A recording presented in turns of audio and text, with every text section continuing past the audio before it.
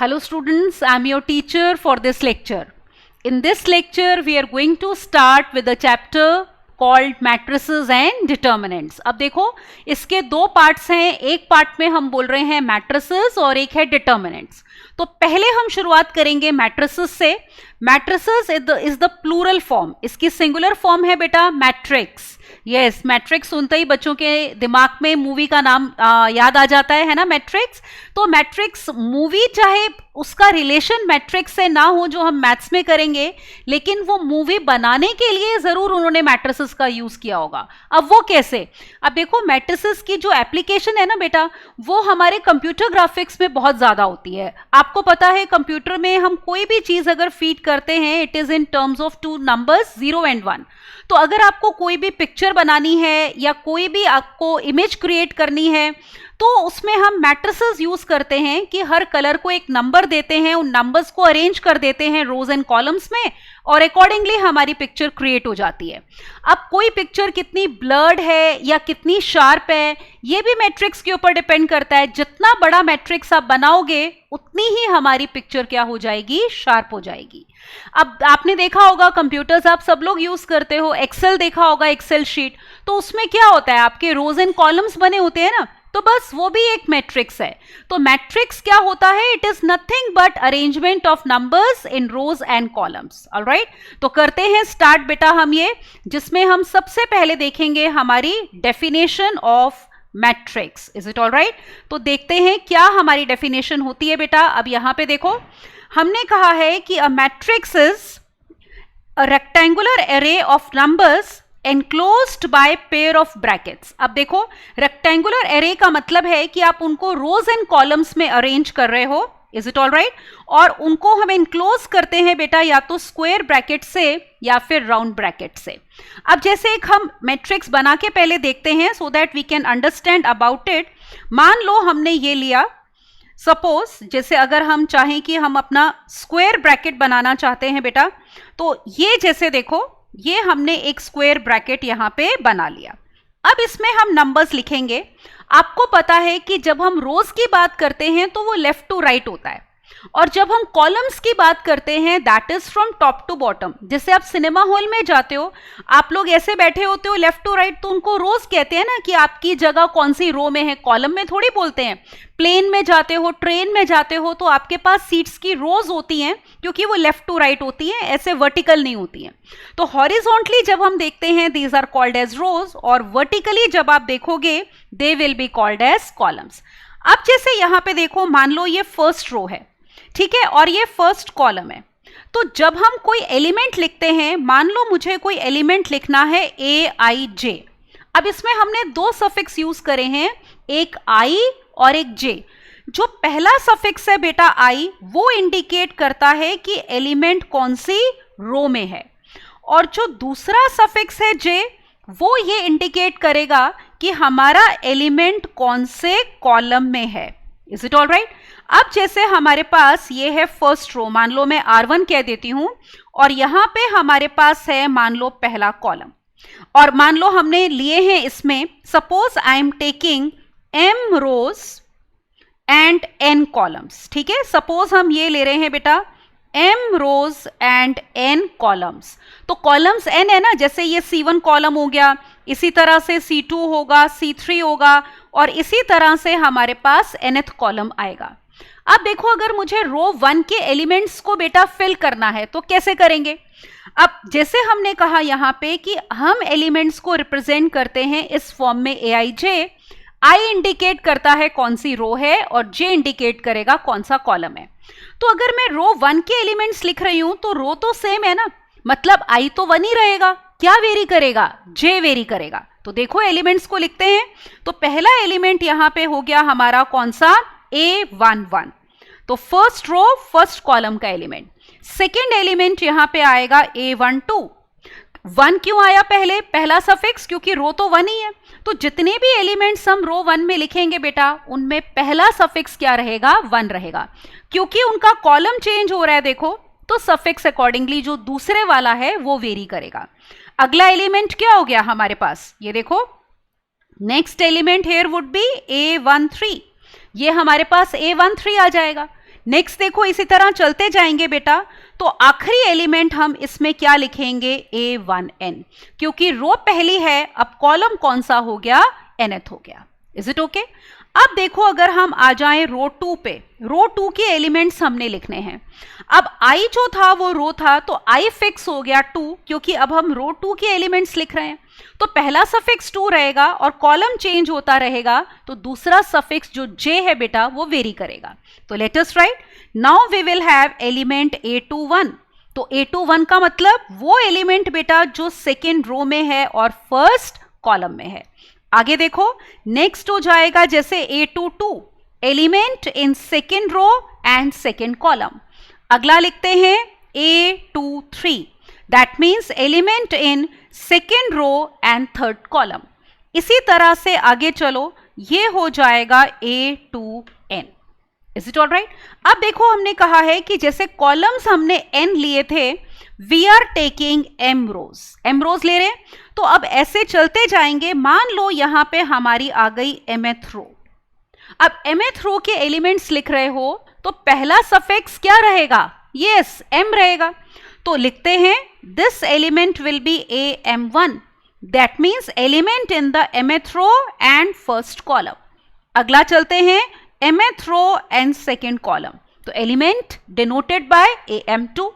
आगे चलो mth रो है, थर्ड कॉलम है, तो am3, और लास्ट एलिमेंट इसका देखो क्या हो जाएगा, amn। Is it all right? तो आखिरी एलिमेंट इसका होगा amn, which indicates this element is in the mth row and nth column. ठीक है, तो ये हमने देखो नंबर्स को अरेंज किया है इन रोज एंड कॉलम्स, तो this will be called as a matrix. Is it all right? तो देखो यहां पे हम क्या बोल रहे हैं, और ये टोटल नंबर्स कितने हैं, देखो टोटल नंबर्स आपके पास हो गए, जैसे रो m है और n कॉलम्स हैं, तो total numbers will be m into n। So that is what we are saying, set of m into n numbers denoted by a11, a12 up till amn are arranged in rectangular array of m rows and n columns। तो इन mn numbers को हमने arrange किया है इन m rows and n columns। अब जैसे मैंने ये square bracket use किया है मैट्रिक्स को डिनोट करने के लिए, आप ये राउंड ब्रैकेट भी यूज कर सकते हो। क्लियर हो गया? अब देखो हम क्या बोल रहे हैं, ये जो नंबर्स हैं a11, a12, a13, जो मैंने यहां पे देखो इस मैट्रिक्स में लिखे हैं, दे आर कॉल्ड एलिमेंट्स या फिर एंट्रीज ऑफ द मैट्रिक्स। तो ये जितने भी नंबर्स हैं a11, a12, a13 वगैरह, इनको या तो हम एलिमेंट्स कहते हैं या फिर हम इनको कहते हैं entries of the matrix. All right, तो aij बीइंग, जो मैंने अभी आपको ऊपर बताया यहां पे कि aij का मतलब है एलिमेंट जो कि ith रो में है और jth कॉलम में है। क्लियर हो गया?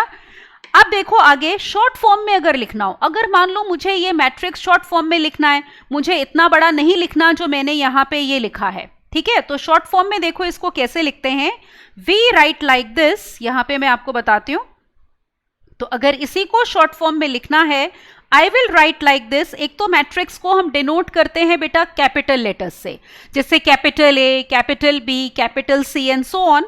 तो जैसे इस मैट्रिक्स को मैंने डिनोट किया कैपिटल ए से, तो शॉर्ट फॉर्म में हम ऐसे लिखेंगे इसको कि A is equal to matrix containing elements of the type aij और ऑर्डर है m क्रॉस n। अब देखो यहां पे मैंने एक नया वर्ड यूज किया, ऑर्डर m क्रॉस n। किसी भी मैट्रिक्स का ऑर्डर क्या होता है, नंबर ऑफ रोज पहले लिखते हैं और cross number of columns. Is it all right? तो अभी इसको हम आगे भी डिस्कस करेंगे। तो यहां पे जैसे हमने ली थी बेटा कितनी रोज, m रोज ली थी, n कॉलम्स लिए थे, तो इस मैट्रिक्स का हमारा जो ऑर्डर है बेटा that will be m cross n। ठीक है, अभी एग्जांपल्स भी लेंगे। तो इस मैट्रिक्स का ऑर्डर यहां पे लिखते हैं, तो शॉर्ट फॉर्म में इसको हम ऐसे डिनोट कर सकते हैं। तो देखो यहीं पे हमने लिखा है, अब यहां पे पढ़ो कि m cross n matrix in short is denoted like this. या तो स्क्वायर ब्रैकेट डाल के aij लिखो बाहर m क्रॉस n, या फिर राउंड ब्रैकेट डाल के, या अकेला भी लिख सकते हो अगर ऑर्डर हमें अलग से पता है। Is it okay? And of course aij is the element in the ith row and jth column. अब जैसे फॉर एग्जाम्पल A23 की हम बात करते हैं, तो यहां पे देखो ये A23 है हमारा। ये एलिमेंट कहां पे है, सेकेंड रो में है देखो, और थर्ड कॉलम में है। Is it okay? तो जब भी आप किसी का नाम लो, जैसे किसी पर्सन का आपको नाम पता है तो उसका एड्रेस मिल सकता है, तो ऐसे ही यहां पे एलिमेंट का नाम लो, उसका एड्रेस उसी में छुपा हुआ है। हमने एलिमेंट का नाम लिया A23, तो वही उसका एड्रेस है कि वो सेकेंड रो में है बेटा और थर्ड कॉलम में है। Got it? तो ये हो गई हमारी बेसिक डेफिनेशन। और जैसे हमने कहा कि कैपिटल लेटर्स बेटा यूज करते हैं ABC to denote the matrix, और ये हमारा मैट्रिक्स का ऑर्डर होगा number of rows multiplied by number of columns. Got it? एक चीज ध्यान में रखो, जैसे मान लो आपका कोई मैट्रिक्स है, उसमें हमारे पास सपोज 2 रोज हैं बेटा, ठीक है, और मान लो उसमें 3 कॉलम्स हैं। मान लो कोई मैट्रिक्स है मेरा जिसमें ये है। अब अगर हम देखें इसका ऑर्डर लिखना है तो देखो क्या होगा, you will say it's order is 2 cross 3। तो इसको ना 6 नहीं लिखना, क्योंकि अगर आप प्रोडक्ट 6 लिखोगे तो हमें क्या पता, 6 के फैक्टर्स तो 1 into 6 भी लिख सकते हो, 6 into 1 भी लिख सकते हो, 2 into 3 भी लिख सकते हो, 3 into 2 भी लिख सकते हो। तो अगर 6 लिख देंगे तो कैसे पता चलेगा कि कितने रोज हैं और कितने कॉलम्स हैं? तो कभी भी इस ऑर्डर को मल्टीप्लाई करके नहीं लिखना है, ऐसे ही लिखना है ताकि क्लियर कट पता चले पहला नंबर 2 है जो कि इंडिकेट करता है कितनी रोज हैं, और दूसरा नंबर 3 है बेटा जो इंडिकेट करता है कि कितने कॉलम्स हैं। ऑलराइट, तो इसको ऐसे ही लिखेंगे, प्रोडक्ट 6 नहीं लिखेंगे। समझ में आ गया? अब इसके बाद हम करेंगे टाइप्स ऑफ मैट्रिसेस। अलग अलग टाइप्स के मैट्रिसेस होते हैं, तो लेट अस डिस्कस देम। तो सबसे पहला जो हम मैट्रिक्स बेटा यहां पे लेंगे वो है हमारा रो मैट्रिक्स। तो देखते हैं इसकी डेफिनेशन, ये देखो। तो first thing would be row matrix. अब देखो नाम से पता चलता है रो मैट्रिक्स, तो एक रो जैसा दिखना चाहिए। तो ये वो मैट्रिक्स होता है जिसमें ओनली 1 रो होती है, कॉलम्स जितने मर्जी हो सकते हैं। इसका मतलब ये हुआ कि इस मैट्रिक्स का देखो ऑर्डर कैसा होगा, इस मैट्रिक्स का order will be of the type 1 cross n, क्योंकि याद है ना हम m क्रॉस n लेते थे, तो उसमें m होती थी बेटा हमारी नंबर ऑफ रोज और n होता है हमारा number of columns. Is it all right? तो एक रो है तो m तो 1 हो जाएगा, n की वैल्यू कुछ भी हो सकती है। अब एक एग्जांपल लो, let us take a matrix of order से 1 क्रॉस 4। अब देखो ये कैसा होगा, इसमें एक रो होगी बेटा और कॉलम्स कितने होंगे, 4। सपोज इसमें एलिमेंट्स हैं 2, -1, 3, 9। Is it okay? तो ये हमने नंबर्स को अरेंज किया रोज एंड कॉलम्स में, जिसमें रो एक ही है बेटा और 4 कॉलम है। देखो first, second, third and fourth. तो दिखने में रो जैसा दिख रहा है, therefore it will be called as a row matrix. तो रो मैट्रिक्स का ऑर्डर हमेशा will be of the type 1 cross n। Is it okay? तो जैसे इसमें 4 कॉलम्स हैं तो इस मैट्रिक्स का ऑर्डर हो गया हमारा 1 क्रॉस 4। ओके, अगली डेफिनेशन पे चलते हैं। देखो नेक्स्ट डेफिनेशन जो आप देख सकते हो अपनी स्क्रीन पे बेटा, वो है हमारी कॉलम मैट्रिक्स। अब जैसे रो मैट्रिक्स था वैसे ही हमारा कॉलम मैट्रिक्स है। तो ऑब्जर्व करो, a matrix having only 1 column is called a column matrix, या कॉलम वेक्टर भी कहते हैं। ऑलराइट, अब देखो इसका ऑर्डर कैसा होगा। अगर हम कोई मैट्रिक्स A ले रहे हैं तो इसका order will be of the type m cross 1। याद है ना, अगेन m होता है नंबर ऑफ रोज, तो इसमें रोज कितनी भी हो सकती हैं, कॉलम एक है तो दूसरा सफिक्स हमेशा 1 होगा। एग्जाम्पल लेते हैं। For example, I want to take a matrix of order 3 cross 1। अब देखो 3 रोज होंगी, उसमें पहला सफिक्स नंबर ऑफ रोज और दूसरा सफिक्स नंबर ऑफ कॉलम्स। तो बनाते हैं देखो इसको यहां पे। अब जैसे मेरे पास है -15, 10 और 18। सपोज हमने ये एक मैट्रिक्स लिखा जिसमें आप देख सकते हो ये पहली row, second row, third row and 1 column. तो देखने में सिर्फ एक कॉलम जैसा लग रहा है हमें, that is why we call it as a column matrix, right? तो कॉलम मैट्रिक्स का order is of the type m cross 1 because उसमें एक ही कॉलम होगा, नंबर ऑफ रोज कितनी भी हो सकती हैं। Got it? अगली डेफिनेशन पे चलते हैं। देखो बेटा नेक्स्ट डेफिनेशन जो हम करेंगे वो है हमारी horizontal matrix. Is it all right? आपको याद होगा कि आप +1 में इलिप्स करते थे, उसमें हम दो टाइप के इलिप्स करते थे, याद है? एक फर्स्ट स्टैंडर्ड फॉर्म, एक सेकंड स्टैंडर्ड फॉर्म।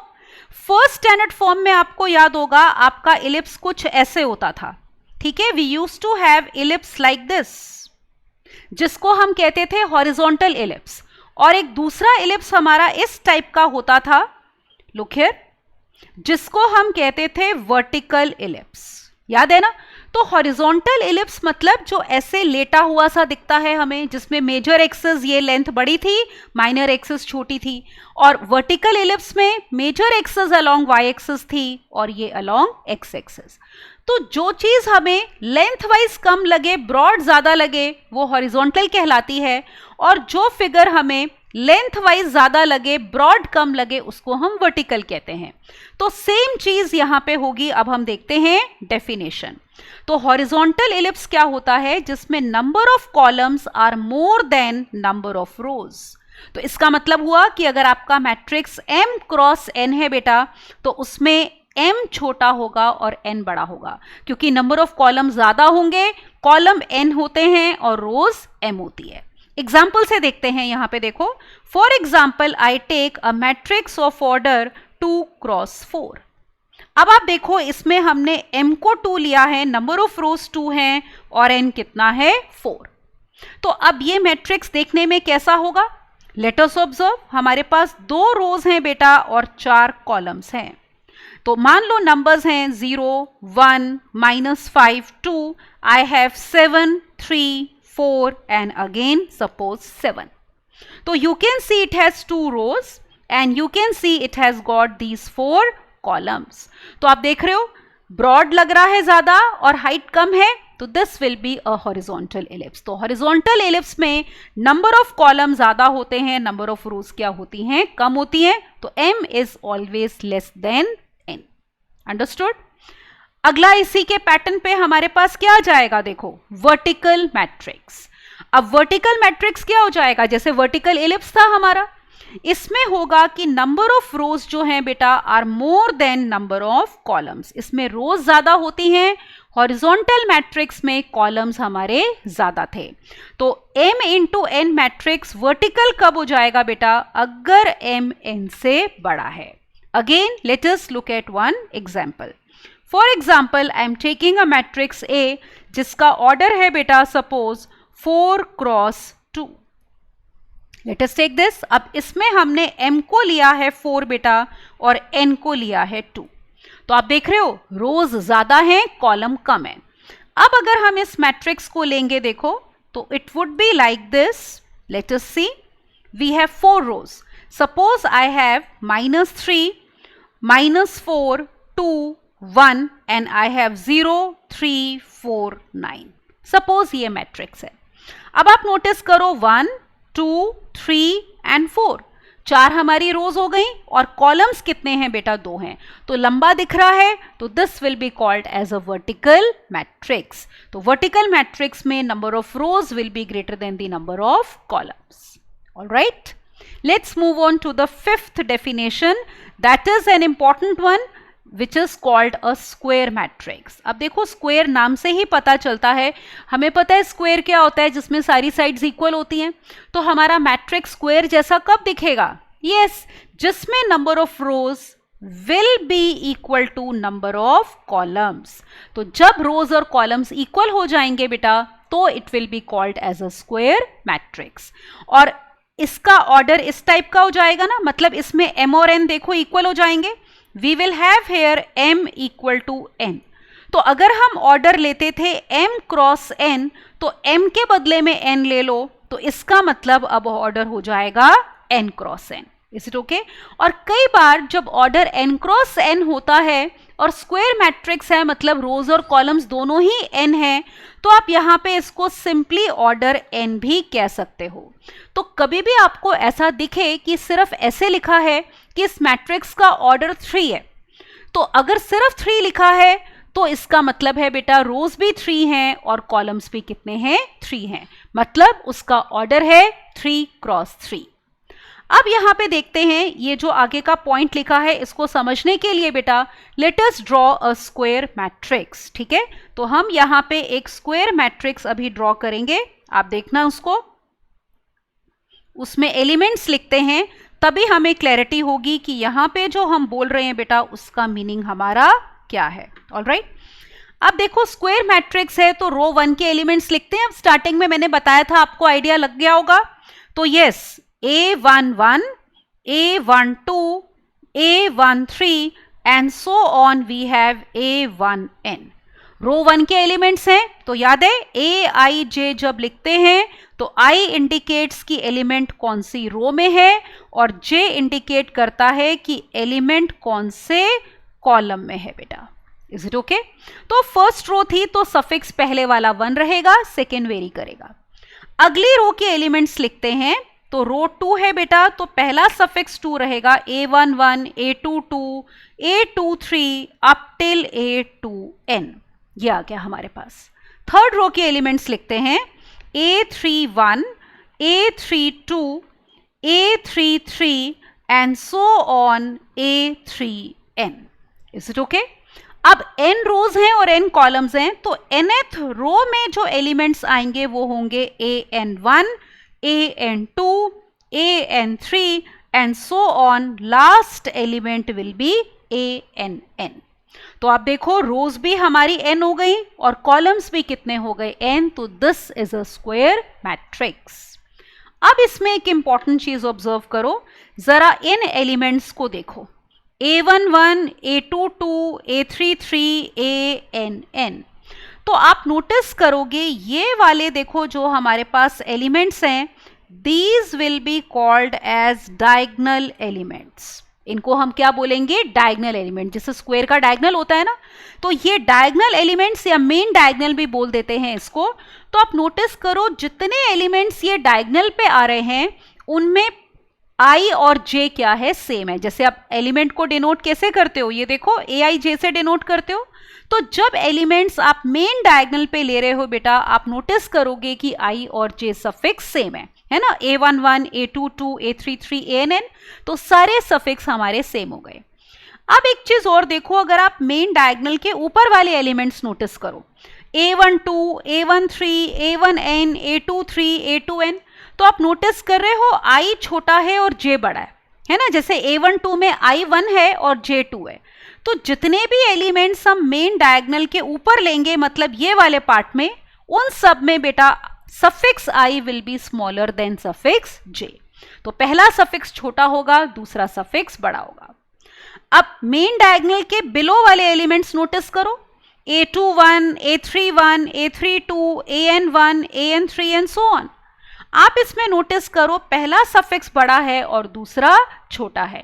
तो जब हम एलिमेंट्स बिलो मेन डायगनल लेते हैं बेटा, तो उनमें I क्या होता है, ग्रेटर देन J। मतलब पहला सफिक्स बड़ा होता है और दूसरा सफिक्स छोटा होता है। समझ में आ गया? तो इतनी इंफॉर्मेशन हमें पता होनी चाहिए। एक तो स्क्वायर मैट्रिक्स मतलब number of rows are equal to number of columns. Order हम n क्रॉस n की बजाय सिंपली n भी लिखें तो भी इसका मतलब सेम है। और ये पॉइंट्स की इसमें मेन डायगनल के एलिमेंट्स पे सफिक्स I J के इक्वल, अबव मेन डायगनल में I लेस देन J और बिलो मेन डायगनल में I will be greater than J। Understood? So this is about this matrix which we call as a square matrix. समझ में आ गया बेटा? क्योंकि आगे हम जो कुछ डेफिनेशंस करने वाले हैं वो स्क्वायर मैट्रिक्स से रिलेटेड ही होंगी। मोस्टली जब हम किसी डायगनल एलिमेंट्स की बात करेंगे ना, ध्यान से सुनना जो बोल रही हूं, जब भी आप डायगनल एलिमेंट्स की बात करते हो नॉर्मली, तो इसका मतलब हम स्क्वायर मैट्रिक्स की ही बात कर रहे होते हैं। Is it all right? अगली डेफिनेशन देखो, जैसे 6th one, look at this now. इस केस में तो हम कह रहे हैं नल मैट्रिक्स या फिर जीरो मैट्रिक्स। अब देखो नल का मतलब होता है जीरो या एम्प्टी कह लो, ठीक है। तो नल या जीरो या वॉइड मैट्रिक्स भी कहते हैं। ये वो मैट्रिक्स होता है, देखो ये रेक्टेंगुलर भी हो सकता है, स्क्वायर भी। इसका मतलब रेक्टेंगुलर का मतलब हॉरिजॉन्टल या वर्टिकल कुछ भी हो सकता है। मतलब नंबर ऑफ रोज में be greater than number of columns, number of rows में be smaller than number of columns, या नंबर ऑफ रोज में be equal to number of columns. Any possibility is there.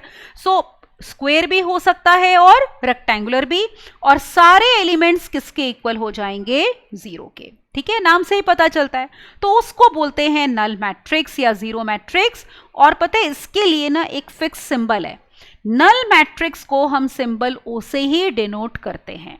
जैसे एक example लेते हैं बेटा यहाँ पे, जैसे मुझे चाहिए नल मैट्रिक्स ऑर्डर 2 क्रॉस 3 का, तो अब देखो इसको मैं कैसे लूंगी, 2 रोज हैं और हमारे पास क्या है, 3 कॉलम्स। तो ये मैट्रिक्स देखो जरा, every entry will be equal to 0। ये हमारे पास आ गया null matrix of order 2 cross 3। You can see there are 2 rows और ये देखो कॉलम्स कितने हैं बेटा, 3 हैं।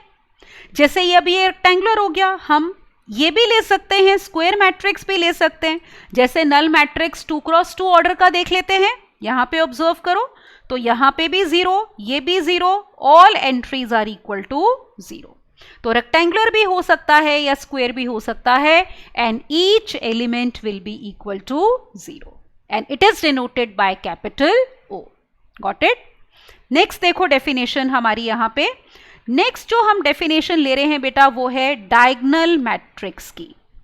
अब देखो डायगोनल वर्ड जब आएगा तो मतलब उसमें हम डायगोनल एलिमेंट्स की बात कर रहे होंगे, और मैंने आपको बताया कि मोस्टली क्वेश्चंस में जब हम डायगोनल एलिमेंट्स की बात कर रहे होते हैं तो that means we have square matrix in our mind. Alright, तो डेफिनेशन देखो पहले कि एक स्क्वायर मैट्रिक्स जो है जिसके नॉन डायगोनल एलिमेंट्स, मतलब नॉन डायगोनल मतलब मेन डायगोनल को छोड़ के बाकी सारे एलिमेंट 0 हैं, that is called as a diagonal matrix.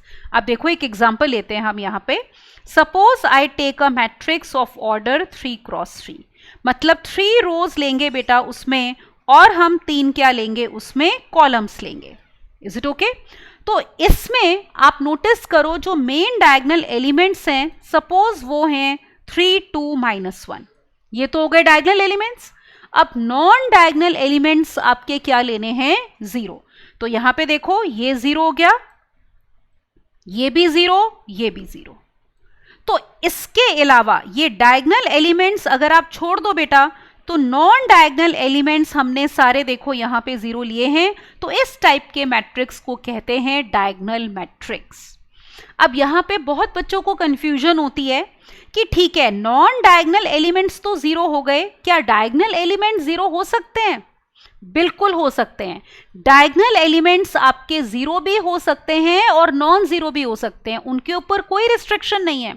हमने डेफिनेशन में डायगोनल एलिमेंट्स के बारे में कुछ कहा ही नहीं, हमने तो सिर्फ इतना कहा कि नॉन डायगोनल एलिमेंट्स मतलब डायगोनल के अबव और बिलो वो वाले एलिमेंट 0 होने चाहिए। ऑन डायगोनल एलिमेंट्स आपके 0 भी हो सकते हैं या नॉन 0 भी हो सकते हैं। जैसे अगर हम एक और एग्जांपल लें, मान लो हम एक मैट्रिक्स लेते हैं B 2 क्रॉस 2 का, suppose I have like this 0, 0, 0, 1, तो इसको भी आप डायगोनल मैट्रिक्स कह सकते हो। क्यों? क्योंकि देखो नॉन डायगोनल एलिमेंट्स ये वाला और ये वो 0 है, डायगोनल के ऊपर वाला 0 हो जाए या नॉन 0 हो जाए फर्क नहीं पड़ता। तो these are examples of diagonal matrix. तो बिल्कुल सिंपल, नॉन डायगोनल 0 होने चाहिए, डायगोनल के ऊपर वाले मे बी 0 और नॉन 0। Got it? अब मूव करते हैं अगली डेफिनेशन पे। Look at this definition now, 8th one बेटा, जिसमें हम बात कर रहे हैं किसकी, स्केलर मैट्रिक्स की। अब स्केलर मैट्रिक्स क्या होता है, देखो पहले डेफिनेशन। इसमें क्या होता है, एक तो स्क्वायर मैट्रिक्स होगा जिसमें नॉन डायगोनल एलिमेंट्स 0। अब आप कहोगे ये तो हमने अभी अभी देखा, ये तो डायगोनल में भी होता है। बिल्कुल, स्केलर मैट्रिक्स एक स्पेशल टाइप का डायगोनल मैट्रिक्स ही होता है, क्योंकि डायगोनल मैट्रिक्स की ये दोनों बातें तो हमने यहां भी कह दी कि स्क्वायर होना चाहिए और नॉन डायगोनल एलिमेंट्स 0 होने चाहिए। अब देखो इसमें और एक्स्ट्रा बात क्या है, डायगोनल एलिमेंट्स जो हैं वो सारे के सारे क्या होंगे, इक्वल होंगे। तो डायगोनल मैट्रिक्स जब हम कह रहे थे उसमें जो डायगोनल एलिमेंट्स थे उनका इक्वल होना जरूरी नहीं था। स्केलर मैट्रिक्स में जो आपके डायगोनल एलिमेंट्स हैं बेटा, उनका सबका इक्वल होना जरूरी है। ठीक है, तो उस मैट्रिक्स को बोलेंगे हम स्केलर मैट्रिक्स। तो हम क्या कह सकते हैं, देखो इन अदर वर्ड्स, कि अ डायगोनल मैट्रिक्स जिसके डायगोनल एलिमेंट्स इक्वल हैं वो हो जाएगा हमारा scalar matrix. Let us take one example. So let me take a matrix of order 3 cross 3, क्योंकि स्क्वायर लेना है ना, तो हमने मैट्रिक्स ले लिया ऑर्डर 3 क्रॉस 3 का। सपोज डायगोनल एलिमेंट्स बेटा यहाँ पे हमारे सारे के सारे हैं 5, मान लो ये भी 5, ये भी 5 और ये भी 5, तो डायगोनल एलिमेंट्स इक्वल हो गए, इज इट ओके? और देखो नॉन डायगोनल एलिमेंट्स हमें सारे के सारे क्या लेने हैं? 0। तो अब ऑब्जर्व करो, ये वाले जो डायगोनल एलिमेंट्स थे बेटा all are equal, is it okay? और non diagonal elements are equal to 0। So this will be called as a scalar matrix. तो इसको हम कह सकते हैं स्केलर मैट्रिक्स। अब एक चीज और देखो, एक बात बताओ, क्या हम इसको डायगोनल मैट्रिक्स भी कह सकते हैं? यस, क्योंकि हमने सिर्फ डायगोनल मैट्रिक्स में ये कहा था कि नॉन डायगोनल एलिमेंट 0 होने चाहिए जो इसमें है। तो हमें यहाँ पे एक बहुत ही इंपॉर्टेंट बेटा नोट मिलता है। वो नोट क्या है ये देखो कि every scalar matrix is also a diagonal matrix. तो पहला पॉइंट हम ये कहेंगे कि every scalar matrix, just a moment, कि every scalar matrix is also a diagonal matrix बेटा, ठीक है? हर स्केलर मैट्रिक्स एक डायगोनल मैट्रिक्स भी होगा, क्योंकि वो डायगोनल मैट्रिक्स की बेटा सारी कंडीशंस को क्या कर रहा है? Satisfy. Is it all right?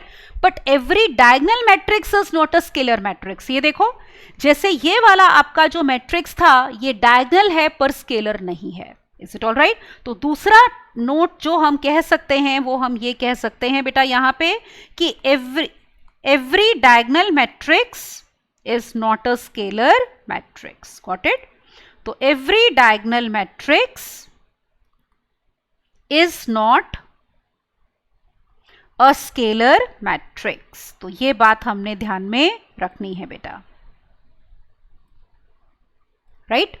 तो every scalar matrix जरूर डायगोनल होगा पर हर डायगोनल मैट्रिक्स स्केलर नहीं होगा। अंडरस्टूड?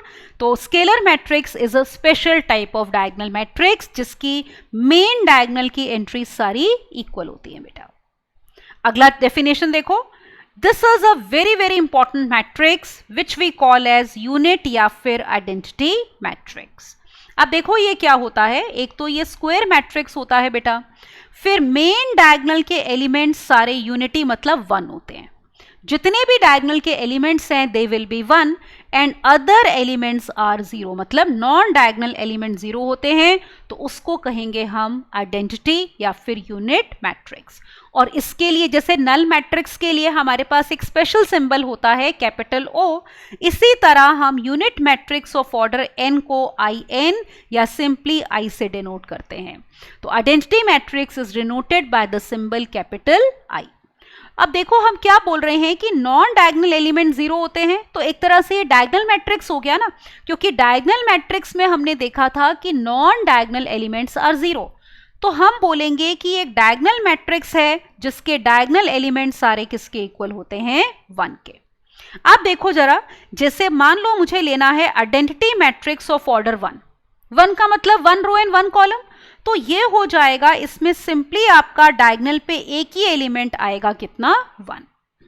नेक्स्ट देखो, जैसे अगर हम लेते हैं बेटा आइडेंटिटी मैट्रिक्स ऑफ ऑर्डर 2, तो 2 क्रॉस 2 होगा। 2 का मतलब that means 2 rows and 2 columns. तो डायगोनल एलिमेंट्स 1 होंगे और नॉन डायगोनल एलिमेंट्स क्या हो गए? 0। इसी तरह से देखो, अगर हम लेते हैं I3, मान लो आइडेंटिटी मैट्रिक्स ऑफ ऑर्डर 3 अगर हम ले बेटा, तो ये कैसा दिखेगा? इसके भी diagonal elements will be equal to 1, all right, and all non diagonal elements will be equal to 0। तो इस तरह से हम कोई भी आइडेंटिटी मैट्रिक्स लिख सकते हैं बेटा, ठीक है? I1, I2, I3। तो ये IN का मतलब कि n रोज हैं और n ही कॉलम्स हैं। आप नोटिस करो, ये एक तरह से स्पेशल टाइप का डायगोनल मैट्रिक्स तो है ही, एक तरह से स्केलर भी तो है। स्केलर की डेफिनेशन क्या दी है कि डायगोनल एलिमेंट सारे इक्वल होते हैं, तो इसमें एक स्टेप आगे बढ़ गए हम कि वो सारे डायगोनल एलिमेंट्स हमने स्पेसिफाई कर दिया किसके इक्वल होने चाहिए, 1 के इक्वल। तो जब सारे डायगोनल एलिमेंट्स 1 हो जाएंगे तो वो वाला स्पेशल स्केलर मैट्रिक्स हमारा कहलाएगा identity matrix, which we denote by capital I. Understood? अगली देखो डेफिनेशन। नेक्स्ट जो डेफिनेशन हम देख रहे हैं वो है लोअर ट्रायंगुलर मैट्रिक्स। अब देखो ये कौन सा मैट्रिक्स होता है, पहले डेफिनेशन पढ़ते हैं फिर उसको एग्जाम्पल से समझते हैं। हम ये बोल रहे हैं कि अ स्क्वायर मैट्रिक्स जिसमें each of its elements above the main diagonal is 0 is called a lower triangular matrix. अब आप कहोगे मैम नाम तो लोअर ट्रायंगुलर है और आप कंडीशन अबव के बारे में बोल रहे हो। बिल्कुल, हम क्या बोल रहे हैं कि जिसमें डायगोनल के ऊपर वाली एंट्री 0 है वो लोअर ट्रायंगुलर कहलाएगा। एक बार एक मैट्रिक्स लिखते हैं इस टाइप का, फिर हमें पता चल जाएगा कि जब डायगोनल के ऊपर वाले एलिमेंट 0 हैं तो ये लोअर ट्रायंगुलर क्यों बोल रहे हैं, अपर ट्रायंगुलर क्यों नहीं बोला इसको। Look here, let us take one matrix of order 3 cross 3, क्योंकि हमें स्क्वायर मैट्रिक्स लेना है बेटा। तो यहां पे देखो हम एक मैट्रिक्स लेते हैं जिसमें सपोज मेरे पास है, यहां पे सपोज आई हैव 2 -3 1। अब देखो ऊपर वाले एलिमेंट सारे 0 ले लो, यहां पे है सपोज 4 9 and 7। अब ये हमारा डायगोनल है, ठीक है ना, ये डायगोनल है। तो ऊपर वाले एलिमेंट सारे 0 है ना, तो ऊपर तो देखना ही क्या है, वहां पे तो कुछ है ही नहीं। आप ऐसे सोचो, ऊपर तो देखने के लिए कुछ है ही नहीं, वो तो 0 ही है। तो हमारी कॉन्सेंट्रेशन कहां पे है बेटा, बिलो पे है। ये देखो we are concentrating on elements below, क्योंकि वहीं पे तो हमें कुछ नंबर्स दिख रहे हैं जो कि नॉन 0 हैं। तो इसीलिए इसको हम कहते हैं लोअर ट्रायंगुलर मैट्रिक्स। ठीक है, ये देखो मैंने हाईलाइट जो किया है वो ट्रायंगल की शेप में लग रहा है, तो जो भी कुछ देखने के लिए है वो यही है, बाकी तो 0 ही है। तो आप ऐसे याद रखोगे कि लोअर ट्रायंगुलर में ऊपर वाले डायगोनल के जो एलिमेंट्स होते हैं अबव डायगोनल वो 0 होते हैं। और देखो ये वाले जितने एलिमेंट्स हैं इनका नॉन 0 होना जरूरी नहीं है, कंडीशन सिर्फ ये है कि डायगोनल के अबव वाले आपके 0 होने चाहिए। ऑन डायगोनल, ठीक है, या बिलो डायगोनल के बारे में हमने कुछ भी नहीं कहा, मतलब दे मे बी 0 और नॉन 0। तो ये बात ध्यान में रखना, पता चल गया। अगला देखो, similarly we have definition upper triangular matrix. तो अब upper triangular matrix on the similar lines क्या हो जाएगा कि ऐसा स्क्वायर मैट्रिक्स बेटा जिसमें एलिमेंट्स बिलो डायगोनल क्या होंगे, 0 होंगे। तो जिसमें बिलो डायगोनल 0 हैं तो उसको बोलेंगे हम अपर ट्रायंगुलर मैट्रिक्स। तो ये देखो एग्जांपल लेते हैं।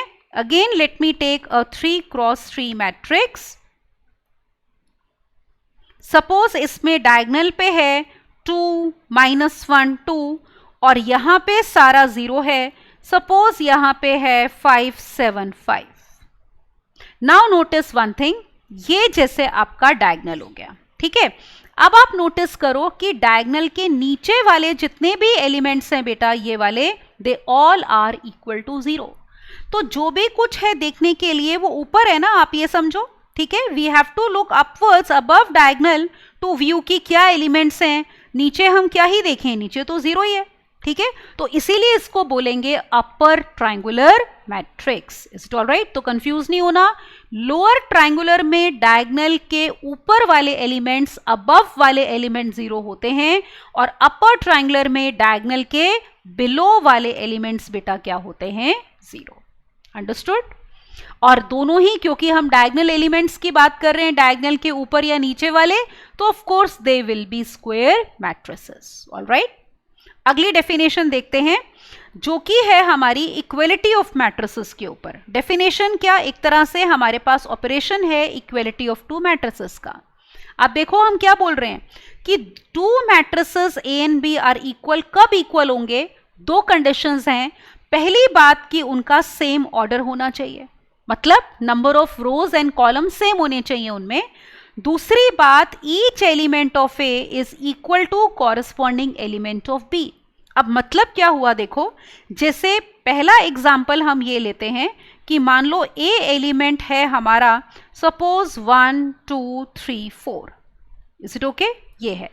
और एक बी मैट्रिक्स है सपोज हमारा, सपोज -1, -2, 4 एंड 5।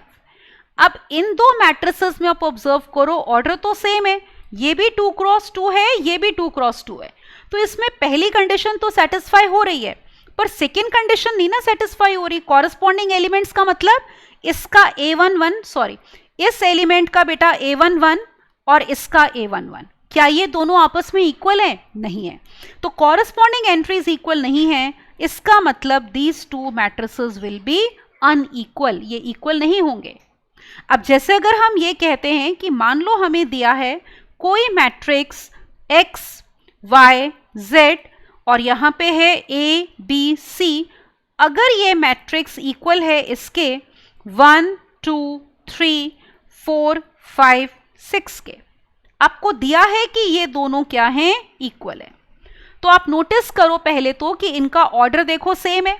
पहले मैट्रिक्स का ऑर्डर क्या है? 2 क्रॉस 3, y 2 क्रॉस 3, याद है ना, 2 रोज हैं बेटा और 3 क्या हैं? कॉलम्स हैं। और दूसरे में भी ऑर्डर क्या है? 2 क्रॉस 3, तो ऑर्डर तो सेम हो गया। अब अगर इक्वल हैं तो कॉरस्पॉन्डिंग एंट्रीज इक्वल होंगी, मतलब x 1 के इक्वल होगा, y will be equal to 2, z will be equal to 3, a किसके इक्वल होगा? 4 के, b will be 5 and c will be equal to 6। So we will have this result here कि we have x equal to 1, y equal to 2, z will be 3, a will be 4, b will be 5 and c will be equal to 6। तो तभी ये दोनों matrices equal होंगे। तो order भी same होना चाहिए बेटा एंड कॉरस्पॉन्डिंग एंट्रीज भी क्या होनी चाहिए? सेम। Is it okay? तो अभी तक हमने देखो क्या किया है, हमने इन जनरल पहले एक मैट्रिक्स को डिफाइन किया कि उसमें हम अरेंज करते हैं नंबर्स को रोज एंड कॉलम्स में। ऑर्डर कहलाता है m क्रॉस n, जिसमें m होता है नंबर ऑफ रोज और n होती है number of columns. In general एक मैट्रिक्स के एलिमेंट को डिनोट किया जाता है a सफिक्स i j से। i इंडिकेट करता है वो एलिमेंट कौन सी रो में है और j इंडिकेट करता है कि वो कौन से कॉलम में है। फिर हमने उसकी जनरल नोटेशन देखी और टाइप्स ऑफ मैट्रिसेस। ऑलराइट, अब हम करते हैं कुछ questions based on what we have done till now in this chapter. तो देखो पहला क्वेश्चन आपकी स्क्रीन पे बेटा, रीड करते हैं क्वेश्चन को। हमें दिया है कि कंस्ट्रक्ट 2 क्रॉस 2 मैट्रिक्स aij जिसके elements aij are given by, पहला पार्ट करते हैं i माइनस j का whole square upon 2। So let us do now solution of this question। पहला पार्ट करते हैं। पहले पार्ट में हमें एलिमेंट a i j निकालने के लिए कहा गया है और डेफिनेशन ये यूज करनी है कि a i j एलिमेंट है i माइनस j का स्क्वायर अपॉन 2। और देखो ऑर्डर क्या चाहिए हमें? 2 क्रॉस 2 बेटा, 2 क्रॉस 2 ऑर्डर का मैट्रिक्स चाहिए। तो देखो कैसे लिखेंगे। अगर मैट्रिक्स हमें 2 क्रॉस 2 ऑर्डर का चाहिए, मतलब उसमें 2 रोज होंगी बेटा और 2 कॉलम्स होंगे। ये बात क्लियर है? अब याद है ना एलिमेंट लिखना कैसे है? पहली रो के एलिमेंट्स a11 a12, मतलब first row first column, first row second column. Second row के एलिमेंट्स हो जाएंगे a21 a22। अब इनको हम कैलकुलेट कर लेते हैं। ये देखो, जैसे अगर आपको a11 चाहिए, यहां पे नोटिस करो a11 डेफिनेशन क्या है? i माइनस j का होल स्क्वायर। ये यहाँ पे डेफिनेशन चलो ऊपर लिखी हुई है, मैं डायरेक्टली यहाँ पे अप्लाई करती हूँ। तो ये वाली जो डेफिनेशन है हम यहाँ पे अप्लाई करेंगे एलिमेंट्स को निकालने के लिए। तो दिस विल बी 1 माइनस 1 का स्क्वायर अपॉन 2, दैट इज 0। इसी तरह से अगला एलिमेंट देखो a12, it will be 1 minus 2 का स्क्वायर डिवाइडेड बाय 2, तो दैट मीन्स 1 बाय 2। अगला एलिमेंट देखो a21, this will be 2 minus 1 whole square upon 2, that is equal to how much? 1 upon 2. Next देखो a22, so this will be 2 minus 2 whole square upon 2, which will be equal to 0. तो बस elements लिख दो, आपका answer आ गया। So therefore this matrix will become 0, 1 by 2, 1 by 2, 0। ठीक है, this is going to be the answer बेटा। तो ये हमारा मैट्रिक्स आ गया। अगला देखते हैं। नेक्स्ट पार्ट में आपको aij इससे रिलेट निकालना है। रिलेशन क्या दिया है आई और जे में, half of mod of minus 3i plus J. So let us take part 2 now बेटा. अब हम करते हैं इसका सेकेंड पार्ट, जिसमें ए आई जे आपको बोल रहे हैं किसके इक्वल है, half of modulus of minus 3i और प्लस कितना जे. चेक कर लो, यही था half of minus 3i plus j का मॉड, यही है ना. देखो अब देखो इसमें भी हमें 2 क्रॉस 2 ऑर्डर का मैट्रिक्स चाहिए, तो पहले लिखते हैं. तो ए मैट्रिक्स 2 क्रॉस 2 का बेटा ये आ जाएगा, जिसकी एंट्रीज क्या होंगी, A11 है ना, A12 अभी जैसे हमने पार्ट 1 में लिखा, A21 A22. अब इन एलिमेंट्स को हमने ये वाला रिजल्ट यूज करके निकालना है. तो देखो जरा, A11 it will be half of minus 3 plus 1 का mod, that will be 2/2, that is 1. A12 निकाल लो पहले. तो half of it will B minus 3 plus 2, तो that means it will B 1/2. अगली एंट्री आ गई. नेक्स्ट देखो A21. So half of i हमारा अब 2 है, तो minus 6 plus 1, that means it will be equal to 5/2. Modulus है ना, तो नेगेटिव का पॉजिटिव हो जाएगा. फिर आखिरी एंट्री देखो A22, हाफ ऑफ, इसमें i भी 2 है बेटा और j भी 2 है, तो minus 3 2 6 plus 2 4/2, that is equal to 2. तो let me write the matrix now. तो हमारा ये मैट्रिक्स A आ गया बेटा 1 1/2, right. Then next entry is 5/2 और फिर हमारे पास क्या है 2. तो this is going to be the solution. ठीक है, तो कितने भी ऑर्डर का हमें मैट्रिक्स दिया हो हम वो कंस्ट्रक्ट कर सकते हैं, अगर हमें ये दिया है कि एलिमेंट जो है उसके AIJ वो क्या पैटर्न फॉलो करते हैं. Is it clear? So this was the first question. अब देखो अगला क्वेश्चन. नेक्स्ट क्वेश्चन है कि find a matrix A of order 2 cross 3 such that, again AIJ अब इस रिलेशन से आपने निकालना है. ठीक है, और अब की बार ऑर्डर है बेटा आपका कितना 2 क्रॉस 3. तो now let us do solution of this question. अब देखो इसमें हमें मैट्रिक्स चाहिए ऑर्डर बेटा 2 क्रॉस 3 का, मतलब 2 रोज बेटा और 3 कॉलम्स. तो एलिमेंट्स पहली रो के लिखते हैं, A11 A12 और A13 तक जाएंगे. क्यों 3 तक जाएंगे? क्योंकि देखो 3 कॉलम्स हैं. फिर सेकेंड रो के एलिमेंट्स लिख रहे हैं, तो पहला सफिक्स 2 रहेगा, कॉलम हमारा वेरी कर रहा है, तो A21 A22 A23 ये आ गया. Is it okay? अब AIJ किस फॉर्मूले से निकालना है? देखो we are given AIJ should be 2 times -1 की पावर i प्लस j और इनटू साइन j पाई और डिवाइडेड बाय 3. अब देखो इसको करते हैं. Let us first of all obtain A11. तो A11 हो जाएगा 2 इंटू -1 की पावर 1 प्लस 1 2 और J1 है बेटा साइन पाई बाय 3. तो this will be 2 into 1 sign pi by 3 is √3/2. तो that means first entry will B how much? √3. अगली देखते हैं A12. दिस इज 2 इंटू -1 की पावर 1 प्लस 2 3. J2 है बेटा, तो sine 2 pi by 3. What is it? 2 into -1 sin 2 pi by 3 will also be √3/2. So this will come out to be -√3. अगला देखो, ठीक है. अब हमें चाहिए A13. 2 into -1 की पावर 4 और sign of 3 pi by 3. Is it okay? तो ये 3 आपका कैंसिल हो जाएगा बेटा, और आपको पता है साइन पाई क्या होता है? 0. तो ये पूरी टर्म हमारी क्या आ गई? 0. वाई? Because sine pi 0. अगली एंट्री लो A21. A21 will be 2 into -1 raise पर 3. J1 है देखो, तो sine pi by 3. Is it okay? So we have 2 into -1 into √3/2. So this element will be -√3. Next element लेते हैं बेटा, that is A22. So 2 into minus 1 raise पर 2 plus 2 4, j आपका 2 है तो 2 pi by 3. So what do we get? This will be equal to 2 into 1 into root 3 by 2 which is equal to root 3. Last entry देखो, 823. 2 into minus 1 की power बेटा 5 और यहां पे आ जाएगा sine 3 pi by 3. Again 3 cancelled, sine pi 0 होता है तो ये एंट्री हमारी आ गई 0. तो ये देखो हमने सारी एंट्रीज निकाल ली. Is it okay?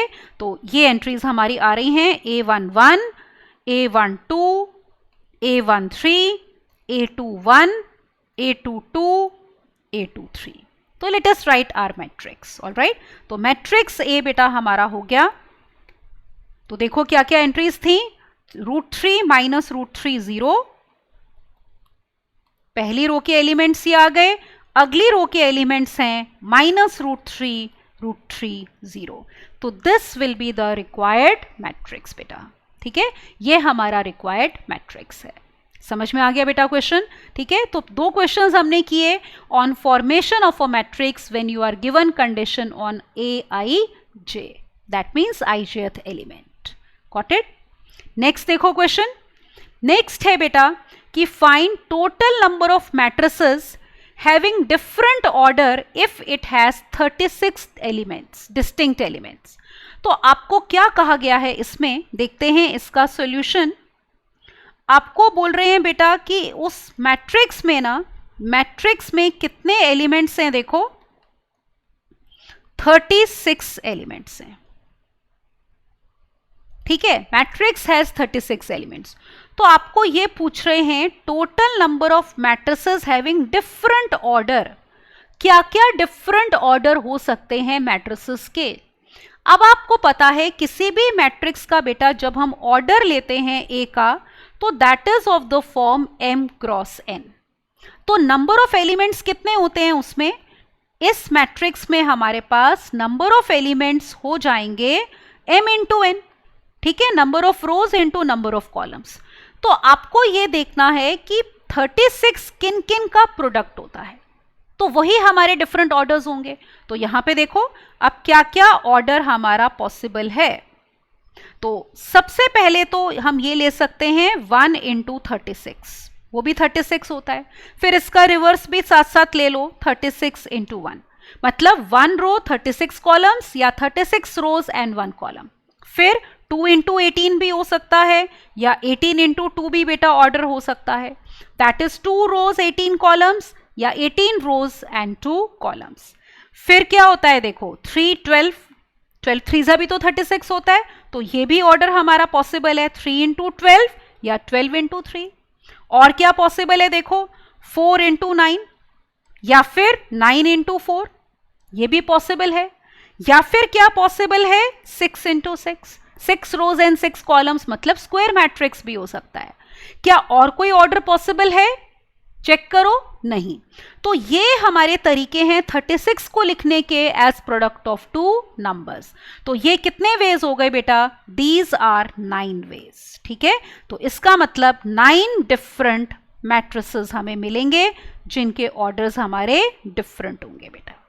So answer will be 9 over here. Is it okay? So this was the question.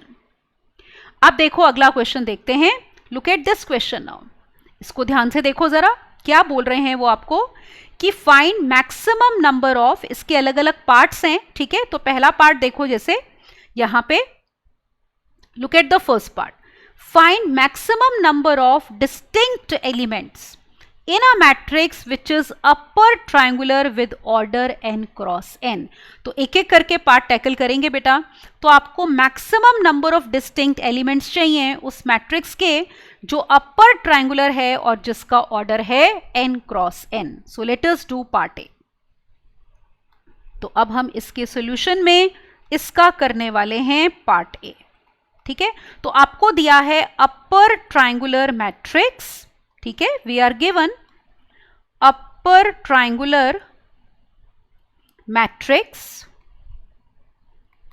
Of order n cross n, जिसमें आपने बताने हैं maximum number of distinct elements कितने होंगे, this we have to find out. अब देखो एक लेते हैं upper triangular matrix order n cross n का। तो लेट अस टेक एलिमेंट्स इस टाइप के होते हैं ना स्क्वायर मैट्रिक्स में, देखो A11 A12 so on A1n square matrix हमने किया है, ठीक है।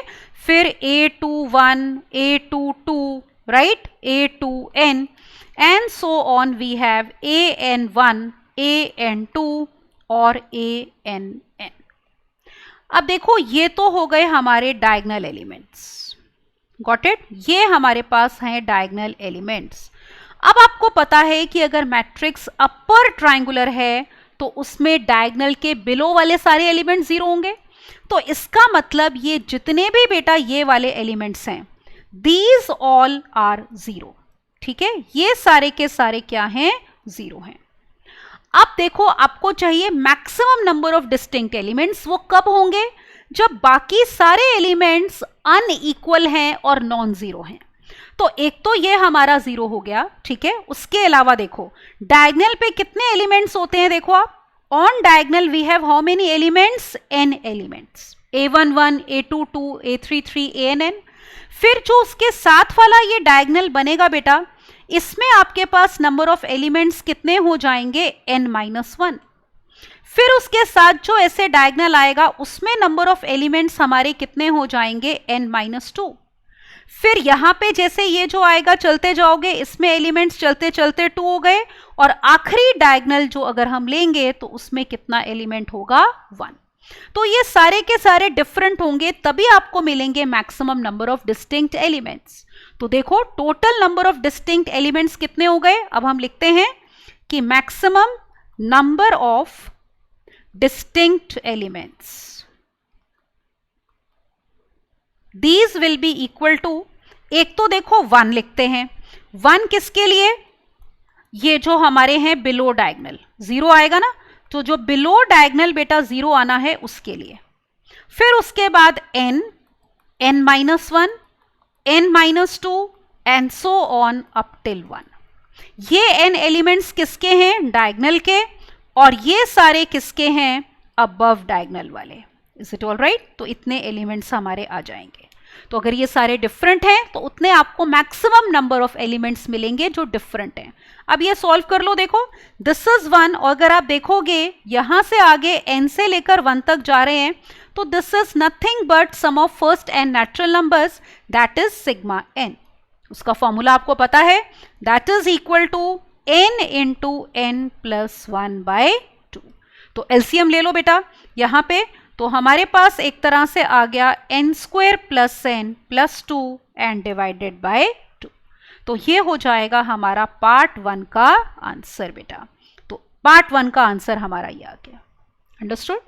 अब देखो अगला पार्ट इसमें क्या दिया है कि find maximum number of zeros. अब हमें मैक्सिमम जीरोस चाहिए in nth order non null scalar matrix. तो look at part B now. Part B में वी रिक्वायर कि अगर हमारे पास नॉन नल स्केलर मैट्रिक्स है, ठीक है, तो उसमें आपने बताने हैं मैक्सिमम नंबर ऑफ जीरोस कितने होंगे। अब नॉन नल का क्या मतलब हुआ, ये देखो कि जैसे अगर हम नॉन नल स्केलर मैट्रिक्स ले रहे हैं और ऑर्डर कितना है, nth ऑर्डर का, ये देखो nth ऑर्डर का लेना है, मतलब n क्रॉस n का ही हमने लेना है। तो again let us draw a square matrix of order n cross n बेटा। तो यहां पे लेते हैं C। Again let me take, अब देखो अगर हम स्केलर मैट्रिक्स की बात कर रहे हैं तो आपको पता है डायगोनल एलिमेंट्स इस टाइप के होंगे, A11 A22 A33 और ANn, और ये सारे के सारे क्या होंगे, इक्वल होंगे, है ना। स्केलर मैट्रिक्स में डायगोनल एलिमेंट्स बेटा ऑल क्या होते हैं, इक्वल।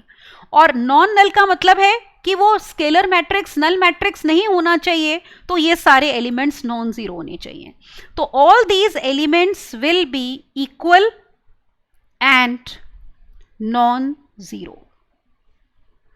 अब बाकी के जीरोस कहां पे आएंगे, देखो यहां पे बाकी सारे एलिमेंट्स आपके हो जाएंगे बेटा जीरो यहां पे, ठीक है। All the elements remaining are equal to zero, non diagonal element zero होते हैं, ये बात आप जानते हो। अब वो कितने हो गए, देखो आप ऐसे नोटिस करो, जैसे डायगोनल के ऊपर अभी मैंने आपको बताया था कितने एलिमेंट्स होते हैं n, तो ये वाला जो हमारा डायगोनल बनेगा, ये वाला डायगोनल, इसके ऊपर बेटा नंबर ऑफ एलिमेंट्स कितने होंगे n-1, तो n-1 जीरोस हो गए। फिर जो साथ वाला आएगा उसके ऊपर कितने एलिमेंट्स होंगे n-2, तो n-2 जीरोस हो गए। ऐसे ही चलते जाओ कहां तक, 1 तक। सिमिलरली यहां पे देखो अबव डायगोनल भी तो यही होगा, ये वाला जो आपका डायगोनल है इसमें कितने एलिमेंट्स हैं n-1, तो n-1 जीरोस हैं। फिर उसके साथ वाले में n-2 जीरोस होंगे और इसी तरह चलते जाएंगे, तो आखिरी वाले में हमारे पास 1 है। तो हमें पूछा गया है बेटा कि मैक्सिमम नंबर ऑफ जीरोस कितने होंगे, तो यहां पे 1 जीरो हो गया, फिर चलते जाओ n-2 n-1 ऐसे ही ऊपर। Is it okay? तो now we can write maximum number of zeros in this case. तो ये देखो मैक्सिमम नंबर ऑफ जीरोस। अब क्योंकि ऊपर और नीचे सेम चीज आ रही है बेटा, तो हम उसको 2 टाइम्स ले लेते हैं। तो we will have 2 times 1 + 2 and so on n-2 up till n-1। ये हो गया। तो this is 2 times sum of first n-1 natural numbers.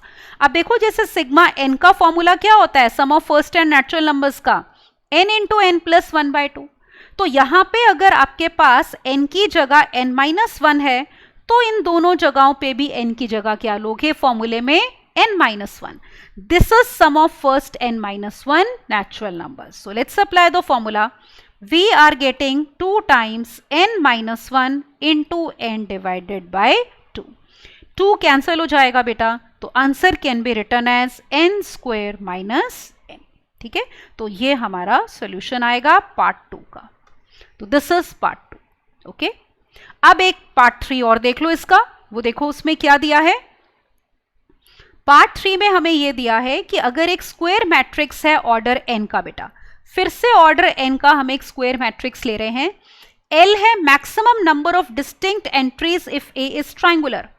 अब देखो जब सिर्फ ट्राइंगुलर कहते हैं तो इसका मतलब होता है या वो अपर ट्राइंगुलर है या लोअर ट्राइंगुलर है। तो L उसमें maximum number of distinct entries हैं। अब देखो यही तो पार्ट 1 था कि अगर अपर ट्राइंगुलर है तो maximum number of distinct entries, वो हम ऑलरेडी निकाल चुके हैं, जो कि आया है n² + n + 2/2। तो इसका मतलब यहां पे L हमारा वही हो जाएगा जो पार्ट 1 में आया था। समझ में आया? तो जब ट्राइंगुलर मैट्रिक्स बोल रहे हैं, इसका मतलब आइदर अपर ट्राइंगुलर और लोअर ट्राइंगुलर, दोनों में नंबर ऑफ डिस्टिंक्ट एलिमेंट्स क्या होंगे, सेम हो जाएंगे। अब M है maximum number of distinct entries if A is diagonal matrix. Diagonal में कितनी नंबर ऑफ डिस्टिंक्ट एंट्रीज होती हैं, ये देखो यहां पे करते हैं, C पार्ट कर रहे हैं अब हम।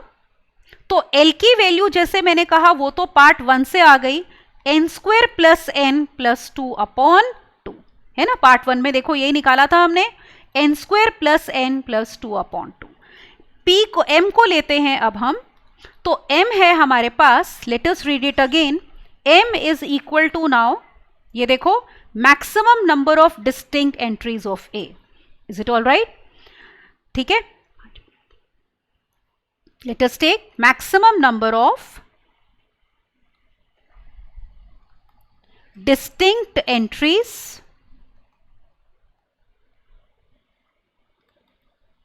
of A अगर A है आपका डायगोनल मैट्रिक्स। ठीक है, और ऑर्डर n × n था ना।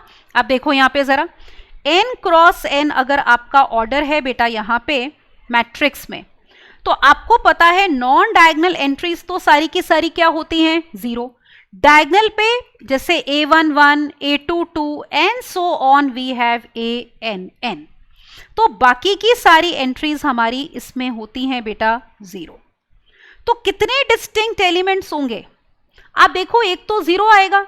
ठीक है, नॉन डायगोनल एलिमेंट सारे 0 हैं, तो एक तो डिस्टिंक्ट नंबर आपका क्या हो जाएगा, 0। यहां पे देखो एक तो 0 हो गया, प्लस डायगोनल के एलिमेंट्स वो सारे के सारे अगर डिफरेंट हो जाएं, ठीक है, तो यहां पे मैं 1 लिख देती हूं चाहे तो, 0 का मतलब 0 एंट्रीज हैं, तो एक नंबर तो ये हो गया, और n डिफरेंट नंबर्स हमारे यहां पे हो गए, ठीक है, इज इट ऑल राइट।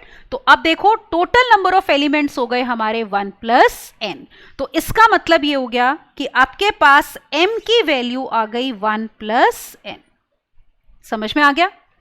अब देखो उसके बाद आखिरी इसमें हमारे पास है कितना, p। What is p now, late us look eight p। p है मिनिमम नंबर ऑफ जीरोस अगर ए ट्रायंगुलर मैट्रिक्स है। अब देखो ट्रायंगुलर मैट्रिक्स जैसे हमने पार्ट 1 में बनाया था, इसमें आपको पूछ रहे हैं मिनिमम नंबर ऑफ जीरोस। तो मिनिमम जीरोस कहां पे मिलेंगे, जैसे अगर आप बिलो डायगोनल ले लो, ठीक है ना, यहां पे देखो बिलो डायगोनल अगर हम ले लें तो जितने ये, या अबव डायगोनल ले लो, एक ही बात है, तो ये वाले जीरोस हो जाएं, ये जीरोस। देखो अगर आपका अपर ट्रायंगुलर है तो लोअर वाले एलिमेंट 0 होते हैं, और लोअर ट्रायंगुलर है तो अपर वाले सारे 0 होते हैं, तो नंबर ऑफ जीरोस तो सेम ही रहेंगे, तो कम से कम कितने जीरोस आएंगे जो डायगोनल के या तो ऊपर होंगे या नीचे होंगे, वो कितने हैं, n, n-1, n-2 से लेकर 1, जैसे यहाँ पे n-1, यहाँ n-2 and so on till 1। तो इसका मतलब बेटा p हमारे पास ये हो जाएगा, now let me write the value of p। So p will be equal to n-1 plus n-2 से लेकर कहां तक जाना है, 1 तक। ये फिर से आप देखो कितना हो गया, sigma n-1 sum of first n-1 natural numbers, तो ये आ जाएगा n-1 इंटू n/2। तो हमारे पास सबकी वैल्यूज आ गई, ये देखो l हमारा ये है बेटा n² प्लस n प्लस 2/2, फिर आपके पास m की वैल्यू आई है 1 प्लस n, और उसके बाद p की वैल्यू हमारी आई है n-1 इंटू n/2। अब देखो इसमें रिलेशन दिया हुआ आपको एक, जिससे आपको n बताना है, l plus 5 is equal to p plus 2m। So let me take this relation now. देखो क्या दिया है, l plus 5 is equal to p plus कितना, 2m। l कितना था देखो, n² प्लस n प्लस 2/2, ये 5 हो गया ऐड, इसमें p है बेटा n-1 इंटू n/2, और 2 टाइम्स m का मतलब 2 times 1 plus n। Is it okay, ये आ जाएगा।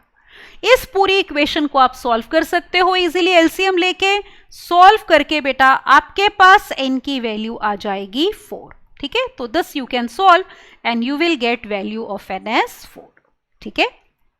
तो आज के लिए इस लेक्चर में हम इतना ही करेंगे बेटा in this lecture. So in this lecture we started with matrices, we started with the definition, then we moved on to the types of matrices, और उसी के ऊपर बेस्ड हमने क्वेश्चंस किए, एक तो टाइप्स ऑफ मैट्रिसेस पे और एक फॉर्मेशन ऑफ मैट्रिक्स पे।